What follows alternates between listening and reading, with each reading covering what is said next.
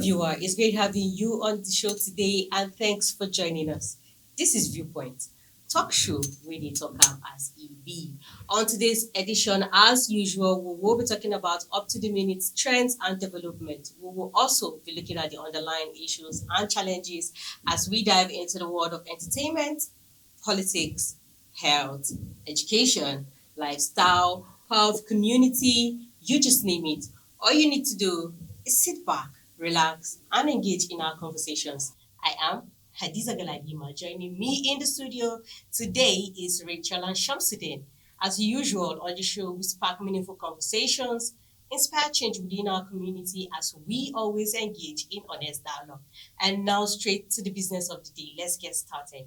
In the words of Milton Friedman, the government solution to a problem is usually as bad as the problem.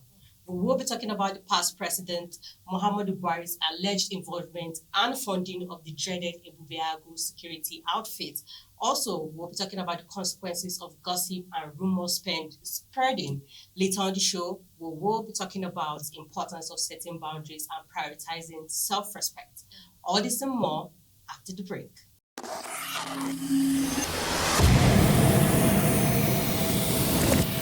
Experience the acceleration of Oweleketv.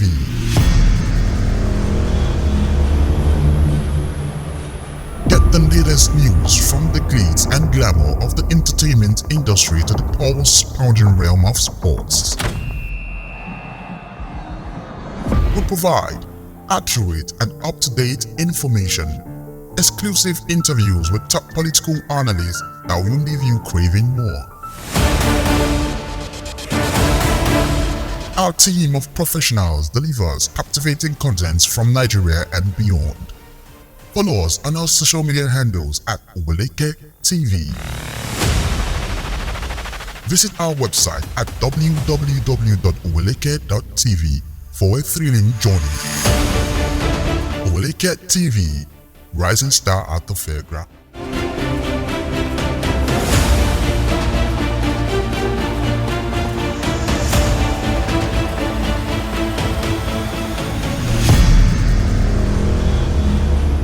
Welcome back. This is Viewpoint, talk show where they talk am as e be. A special investigative report has released facts on how the past president of Nigeria, Muhammadu Buhari, allegedly used the Ebubeagu security outfit to harass and kill thousands of innocent Igbo residents and push for a radical Islamic agenda in the southeast region. This is coming from Sahara reporters. The research was carried out by some groups in the United States, United Kingdom, and Nigeria. The report stated that the remote reason behind the rising and proliferation of more than 20 armed killers entities in Igbo land, especially southeast and Igbo parts of the southwest Nigeria since 2015 to January 2021. This report was published as a collaborative effort of the International Society for Civil Liberties and Rule of Law, the Equenche Research Institute, USA, the Global Igbo Leaders Coalition, United Kingdom, and the Rising Stone Charities Organization, USA. The organizations noted that the Ebubeagu security arrangement was also a channel through which illicit small arms and light weapons were proliferated in the region, adding that Imo and Ebonyi state governments were particularly culpable in the implementation of the jihadist Fulani and Islamic agenda. This group alleged that when the proliferation and escalation heightened, it was traced to Buhari's bent on laying siege, conquering and enslaving the Igbo land, her defenseless population and properties for purpose of radical Islamism and politics of hate, segregation, and exclusion. So, which brought the question, let me go to you, Shamsuddin, first. If the past president, Muhammadu Buhari, seems to be guilty of this, what legal action is to be taken against him? Now, you want to look at issues. So now the first thing that comes in when there is an investigative report, the first thing that comes in is the Department of State Service, which is a DSS. Yeah. So they are meant to have some of these privileged informations, and when they have it, they are to dissect it, and through the National Security Advisor, they advise the president on what is meant to be done. on some of these issues like this. So, but if you want to look at the issues holistically, the two states were mentioned. You mentioned Imo and Ebonyi. Now, if you want to look at the configuration of let's take Ebonyi State for example. You know, Ebonyi is divided along the tribal lines. So you have the Izi people who are found between Abakaliki and Ebonyi local government. Then you have the Eza Nation. So the Eza Nation are the people we found in Eza local government, that is Eza North and Eza South. Now, with this kind of people, so people within the Izi, they have what we call the cult clashes, which is usually a clash between they themselves. Then the Eza Nation, they've actually formed a bond. So they're also fighting for the liberation of the Eza people within the states. Then if you now move further, you go to places like Afikpo North, so and Afikpo South. It shares boundary with Cross River State. So those people, they have communal clashes with those states. So in the thinking of maybe the government of the day, so it might be the then government now, so it might be wise to say, okay, fine, because of some of these security issues we are having, so let's maybe create a security architecture, maybe a local police that's actually so that they can actually help to quench some of these things. So some of these things happens on a daily basis. You hear, okay, maybe some people were killed and all that. So it only happens, and you only get to hear of this when you stay in the States. But people outside some of the states don't know exactly what's happening. And so that's on one aspect. Now, I think the research needs to have actually elicit more of, because the research actually went deeper to actually mention how Ebonyi State has security advisors for each of the local governments. So Ebonyi State by virtue has 13 local governments. So you mentioned the Ohazara down to the Afikpo and all that. So when you look at some of these states, so because of the way the state is being fragmented and because of the internal security crisis they have, so it might want to be, say, it is justifiable to have the internal structure. So of this, so but what has actually elicited over time might have actually been outweighed before the coming of the Buhari administration. So except maybe there are some other details that the research group didn't actually mention in the reports they released. Okay. To give us a layman's perspective. Okay, so I would say this. It's not confirmed yet. Allegedly. Allegedly. But then, this is, I'll always put this out there as a Nigerian. You know, when we talk about terrorism, insurgency in some parts of the country, we hear of Fulani herdsmen. The normal Fulani herdsmen that we know is this Fulani herdsmen that will go with their sticks and their cattle, you know, going into bushes and forests to just feed their cattle. But again, we have Fulani herdsmen who handles AK-47, unknown gunmen. We have these people who carry weapons that even our Nigerian police may not even have. You know, we have all of these things happening, and then you're wondering who sponsors these people. How do they get these things? They're kidnapped. They do things, and it's not like our the military we have, this body. It's not like they cannot handle these people. If they want to, they will do it. You know, they've treated cases like that, cases that has to do with maybe our rich politicians. When something happens to them, they are quick to go and quickly save them. But when you hear of Fulani herdsmen killing people, taking lives, going to people's farms, destroying their farms, killing farmers, you hear of insurgency, you hear of terrorism, you hear of Boko Haram and all of these things. You begin to wonder, who sponsors these people? How do they feed? They live in the forest. How are they able to take care of themselves? And when you hear, when these Chibok girls and all, when they go there and they come back, when you hear these stories, there are people sponsoring them. Who are these people? And then a normal Nigerian like myself and you cannot sponsor them, because the sponsorship they are talking about is not 100,000 naira. It's not 10,000 naira. It's not 10 million naira. when we're talking about sponsoring these people, we know what we are talking about. We both know. And so you're wondering, who sponsors them? And in this same country, we have politicians who will say snake swallow money today, monkey swallow money today. And the money they are talking about that is missing everywhere. We have Desiani, the woman with the diamond, is it diamond or golden bra? You know, the people who store money underground, people who lock up money and this money gets rotten. You have these people. Now there's a connection. There's a Fulani headman somewhere carrying weapons that our police cannot afford. And then there's a politician swallowing billions and trillions of money. There's a connection.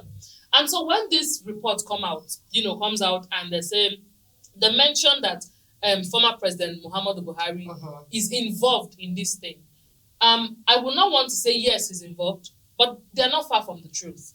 It may not just be Buhari. The Nigerian system is corrupt. And there are people in this system who are sponsoring these people. There are people who have intentions, they carry religion for head. So because you're wondering, what do they want to achieve with this whole thing? But as Nigerians, what we do not understand is that this whole thing is deeper than we can see, it's deeper than we can understand. So this report coming out, because it's not confirmed yet, I will not want to say yes, it's true. But what I will just say is this. If this thing comes out, what is the Nigerian government going to do about this report? What is Buhari himself? Is it bold enough? Is his conscience clear enough for him to come out to even sue these people? What is the next thing? Will the government, say, okay, after this report comes out, this is legal actions we're going to take against this person? Is Buhari himself going to come out to clear himself? That should be the question. If this report dies down and no one says anything, then there's a cockroach in the cupboard. Like you said, we will be held accountable because there's this saying by late General Sani Abacha. He said, if an insurgency passes more than 24 hours in the country, just know that the government is involved. Okay. That's what Abacha said. So, well, we'll be going on a short break, but we would love to have your take as regard what we just discussed right now in our comment section. So do get involved. All right, we'll be going on a short break. We'll be right back. Please stay with us.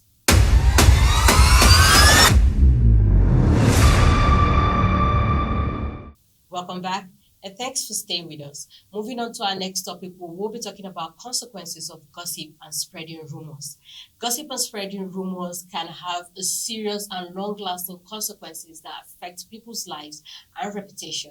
It is important to be mindful of the impact our words can have on others because it can lead to hurtful feelings, ruin relationship, or even legal troubles in some cases. So what can be done to prevent this act? Because, like I said, it leads to hurtful feelings. Nothing can be done to prevent it. Whether you like it or not, people will do it. People will go behind you and gossip you. People will say things about you. Look, it's just like a natural thing. People cannot stop talking. They will keep talking. One thing we should understand, you see this our tongue, it can either make or mar a person. Yeah. What you say about a person can destroy that person, whether good or bad, and it can make that person. A simple one, you could be in a place maybe where there's a job opportunity. You could just a word you will say. I know someone. This person has done something before, and I think this person can do it. Can make that person for life. They can pick that person up, and that person is just made for life. And you can still say something. That one, forget them, and that is it. So things we say about people matters a lot. But I don't know how we can prevent this. That's the truth. Because you see in this our Nigeria, if you like be a saint, if you like be in your house and say you will never go out, I will never leave this my house. For not even going out, that's one reason why they'll talk about you. You get you leave your house to go out. That's another reason why they'll talk about you. You go to work every day. Why this one? Which work you do? They work, you know they say anything. Look, it will continue. It's a normal thing. But again, for you as a person, when you hear things about it, how you react to it also matters. Sometimes you will hear something and you're wondering, when did I do this? Like me, how did I do it? You're wondering. But how you go about it, again, now tells who you are. Because maybe you heard something about yourself, and then you just went out and maybe you start causing trouble, you start doing that, you start doing this. That already has already, told you the kind of person you are, then you need to understand why people even do these things. Sometimes people do it just to seek attention. They just want to know that they just want people to know that I did here. Sometimes they just want to create that attention, and this thing is common with celebrities. You see our Nigerian celebrities, when we don't hear of them for some time, the next thing they'll start creating some kind of controversy on their own, just to make people to talk. Sometimes just to create attention, and sometimes ignoring these people is just because you just want to seek attention. And you campaign them. This person is trying to seek attention. You ignore the person. They say another thing. You keep ignoring. It keeps paining them. It keeps burning them in their hearts because it's not your business. Sometimes the way you handle it matters. So when things come, if it demands you going there to fix it, please fix it. If it demands you ignore it. But the truth is, people will never stop talking about you. And it's time we understand that our kind of life, I'm going to close with this, the kind of life we live also determines what people will say about you. Sometimes the gossip what people go about to say about you is actually the truth about you. But it's just that people gossiping about you is a totally bad thing. That's a different thing. But again, what people gossip about you sometimes is the truth. They're just carrying because it's not their business. They're just carrying something that is not their business about you, about. So it's good that you as a person, you are a good person. Because what you do, if you're a bad person, that is what people want to go and gossip about. What you've done wrongly. If you're a good person, it is that good thing you've done that people, want to go. It's just that sometimes we have very, very evil people who now want to add some kind of things to it. But on the whole, just be a good person. Ignore sometimes, fix it sometimes. But don't think people will stop talking about it. They'll always talk. Now, looking at the psychologically, you want to say that they said 30% of what happened of any situation is just maybe external. The remaining 70% is how you react to it. Yeah. So, and that brings to the fore, there are some things that possibly you don't want people to know. It is, when it's secret, it's secret. So no matter how you do, it won't leak out. And there's something that is obvious. If it is obvious, it might not necessarily be the truth.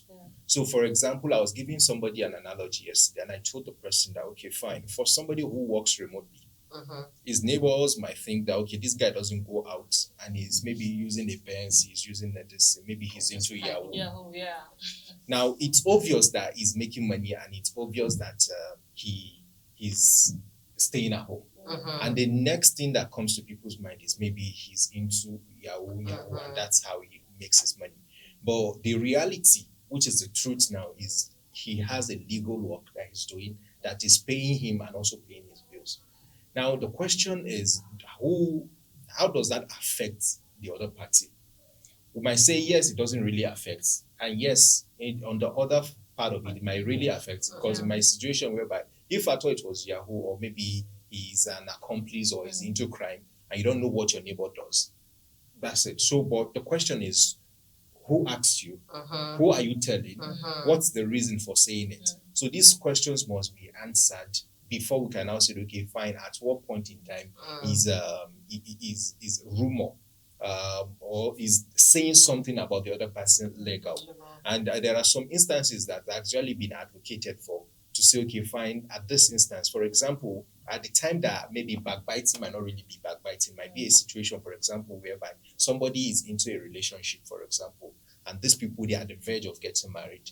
So, and if the guy, maybe the guy came to ask the friend of the lady, please, can you tell me this? So you're advised to say everything you know about it, because it's a life contract. So if you know something that, okay, maybe this lady, the guy says, okay, he loves a lady that knows how to cook, and you know your friend cannot cook, and you say, she's a very good cook and all that. The man gets married, and the first day you said yes. But I think there are better ways to go about that. No, yes, there are better ways to go about it. I'm just citing an example. That might not actually be the situation of other people. Then the second one is, if you have a business contract, if you know you want to enter into a business with this person, or maybe it's a job, for example. That's why you see businesses, they ask for referees. Yeah. So before I bring this person into my office, who are your referees? Who are the people that can stand in for you? Because if you are doing large volumes of transactions, and I say, okay, fine, because, okay, this is how our company is, and I trust you with maybe just 500K, and you feel that, okay, the money is so huge, and you went away with my money, how do I recover it back? So it is expected that the referees also they say the truth about that person. So those ones are not they are not rumors. So they are not things that maybe they say when you hear about it, you now say this person went to say this again, my bad, this person is a snitch, this person. No, those ones are actually you shouldn't even also take offense. Because if you are also threading on the right path, you will not be afraid that somebody is saying this again about you also. So and one of the best way also to avoid any of this thing is when you hear it about yourself, if there are some things that can actually slide, but if you feel it can't slide, you come out and say your own truth. So you share your own truth and okay, this is it. So if it's worth it, maybe if it's for example, in a work environment and maybe something sniffy came about you. And if the one thing also it is also, for example, for managers and bosses, where you hear things that okay, maybe somebody came to say this about you. You can even tell the person that comes to tell you, can you say this in the front of the other? If you said okay, fine, so you know that okay, this thing. But if the person should be willing to say, okay, fine, this is an allegation, and I said this, and this is the things I actually saw before I actually said this. So that way, if you now had it, there is a way you also manage. Okay, you give there is a place for fair hearing, where you hear the other parties' point of view. Before you now come to conclude and say, okay, fine, this is it. So and even in your own, as you lead your life, maybe family, friends, or maybe people you interact with, when you hear a rumor about them, the first thing for you is to verify. So if it means that you might even want to ask them, okay, I think I'm hearing about this, or I think maybe this thing, don't you think? So you hear the person's point of view before you actually make your own decision. And in that way, you are able to help reduce rumor and maybe the harmful effect of rumor.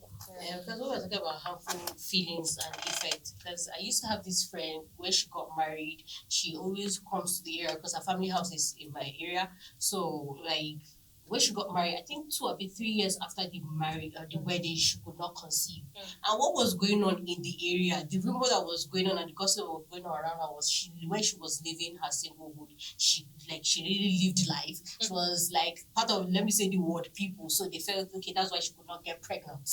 And because of that singular act, she stopped coming to her family house. So just see how hurtful it can get. Well, let's go on a short break. We'll be right back. Please stay with us.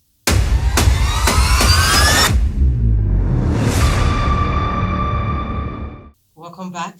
Moving on to our last topic, we will be talking about setting boundaries and prioritizing self-respect. Have you ever found yourself in a situation where you feel worn out and drained due to the demands of people around you? Do you feel like you're constantly sacrificing your time, energy, and self-respect for others? If you have ever experienced such situations, it's essential to know how to set healthy boundaries and prioritize self-respect.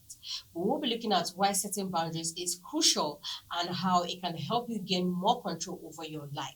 So, what are the importance, or why is it important to set boundaries?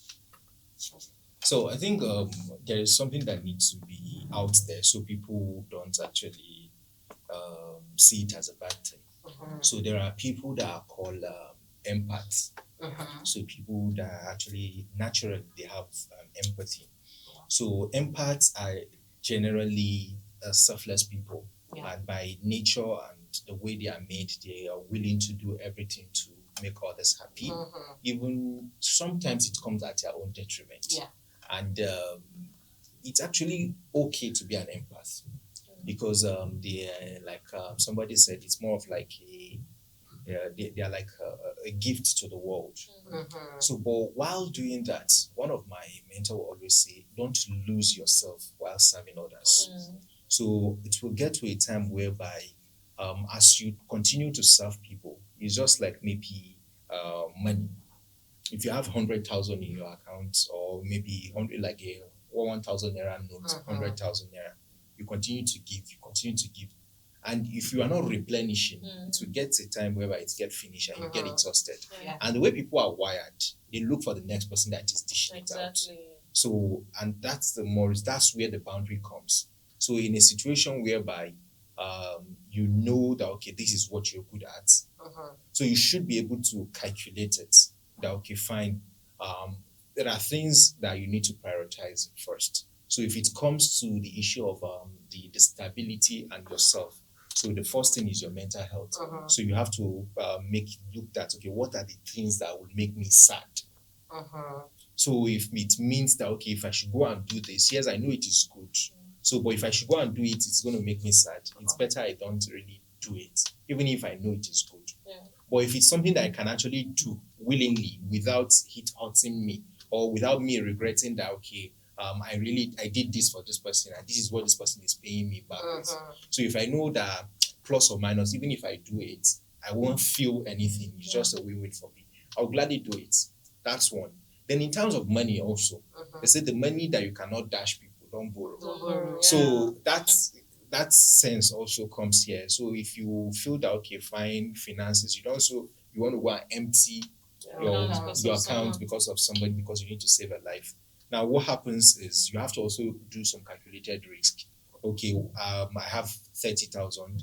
Can I keep so amount of money? What will even sustain me for the rest of the month first? So you secure yourself first. In the battlefield, the first thing they said, okay, you first of all secure yourself before we're looking out for others. So you don't say, okay, because you want to help people, you want to save the world, you now lose yourself in the process. At the end of it, if you just go and maybe at the end of the day, the person died on the battlefield, the only thing will just come up with, okay, let's observe a 1 minute silence for this person. He was a hero, he did this, he did that, and all that. And after that, life moves on. So you should be able to do what we call calculated risks, either financially, emotionally, or otherwise. But in all, if you have the ability to give, don't withhold it, give it, because it is only what you give that people will always make reference to, and that's what you are. That's your own currency. So some people might not have the money, but they have the time. So if you means you are able to give your time and sacrifice for a thing, and you know that it is inborn, give it, and you know you are not going to have regrets for it. If it's money, and you know that, okay, this is a worthy cause, and it's something you believe in, give it. So, and if it's maybe your talent also, so, and you know that, okay, this thing is also inborn and everything, give it. And they will always have a way of coming back around. So it might not be now, but if you have the sense of, okay, delay gratification, it will always come. Okay, so it's good to be selfless, but it's important that you set boundaries. Yeah. You know, human beings, we are very funny people. You're open to someone, you do good to people, you just want to be free with everyone, and then they take advantage of it. You know, we humans, people they don't understand things. There's a saying like that in where I come from. You know, in my dialect, I say komoju komora. That is that there are things you do when you're in front of someone will understand that, okay, it is time for me to maybe leave, or it is time for me to just stop this thing I'm doing. But there are some people, because you're open to them, maybe you gave them this free hand, and then they come to you. When it's time for them to stop, they don't know when it's time for them to stop. They don't know when it's time. They don't know that, okay, I'm already overstepping my boundaries. You know, and that's why you see sometimes people don't want to. Sometimes you see this, let me just use as an example, even though it's not so much of a good thing. Sometimes you see these wealthy people. You see the way you see they are looking down on people who are not, up to their level. Sometimes it's not that they are looking down. It's just because when you maybe open yourself to these people, the way they start overdoing it, So it's important that we set boundaries. Be good to people, be open to people, joke with people, be jovial with people. But when you get to that level, they should not cross it. They should not cross that path, because human beings will always take advantage of it. You're because you're free to someone, the person is disrespecting you. Sometimes you play with people and talk with people, not because you're of same age range or whatever, but because you just want to live that kind of free life. But people now, take advantage of it. They no longer respect you. They can talk to you anyhow. They can do things. I think people should understand boundaries. The fact that someone is behaving a particular way to you does not mean you should stop respecting that person. And that's why there's this common joke. It's a joke when people say a girl is calling one uncle, maybe Uncle Simon, for instance. You know what I can't stand, you can't call me name, So it's important that people understand that, okay, this person is joking with me, or this person is free with me, or this person gives me this thing, doesn't mean I should not understand that there is a boundary. Doesn't mean I should not respect that. Doesn't mean I should not know when to stop. There should be a limit to everything. you joke, there should be a limit to that joke. And so it's just important that we understand boundaries and we set boundaries. Well, setting boundaries and prioritizing self-respect is a crucial part of maintaining healthy relationships and promoting our emotional and physical well-being. Remember, it's not selfish to push yourself first, and sometimes, in fact, it is necessary for living a fulfilling life. So take care of yourself and set those boundaries. Nobody will ever hold that against you. All right, that's it on today's edition. You already know. Talk show where they talk about CB. We'd love to hear from you, so be a part of our conversation by dropping your opinions in our comment sections. And don't forget to follow all our social media handles displayed on your screen for more exciting and captivating episodes of Viewpoint. Do subscribe and turn on the notification bell on our YouTube channel at Oweleketv. Our website is oweleketv. Till we come your way again. Bye-bye.